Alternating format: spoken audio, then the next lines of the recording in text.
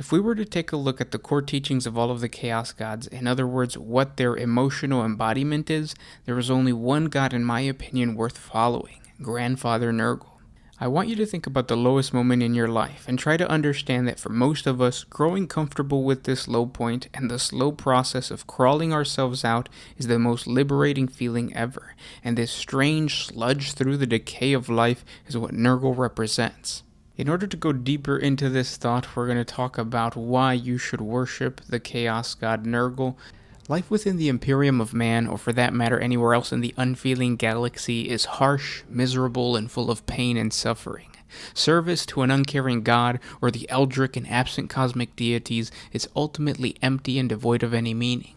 Men live and die, and for what? For others to stand in their graves and preach the same nonsense. Or is the reward in that? However, for those who accept the boundless gifts of the Father of Plagues, everlasting hope is the ultimate reward. Decay is unavoidable. Bolters rust, the shells they fire are spent, and the fingers that pull their triggers wear down with the passing of time. Over the course of their lives, mortals sustain injuries, become infected, sicken, and succumb to their wounds, or simply succumb to age.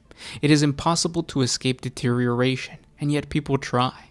And the struggle to forestall decay moves people to action. It motivates them for greatness, it gives them hope that better times lie ahead, and that endless possibilities are available in a universe that seemingly knows only certain and crushing doom.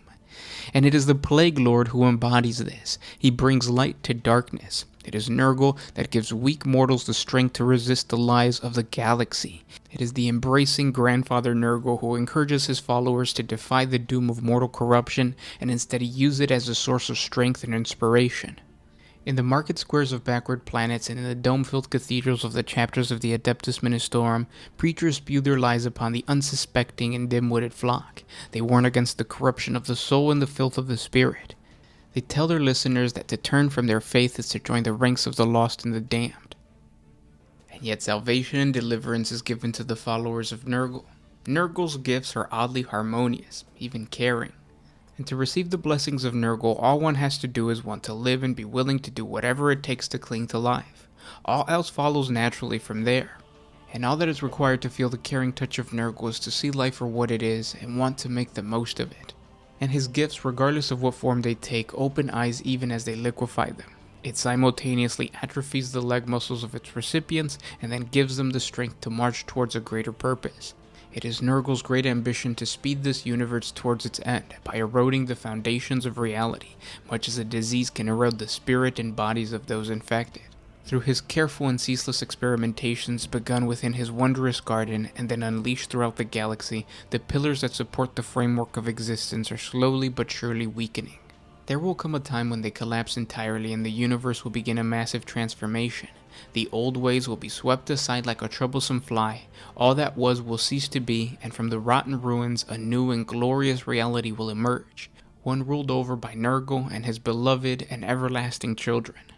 Those who walk with Nurgle and aid him in bringing about the great corruption, as Nurgle calls it, do so with joy in their heart. They know that Nurgle's victory is assured, and that when all things come to an end, life will begin anew. They will have helped make it so, and they will have a spot in his great kingdom. Thank you guys so much for listening, and I'll talk to you guys tomorrow. This was Gershwan with One Mind Syndicate, signing out. Oh,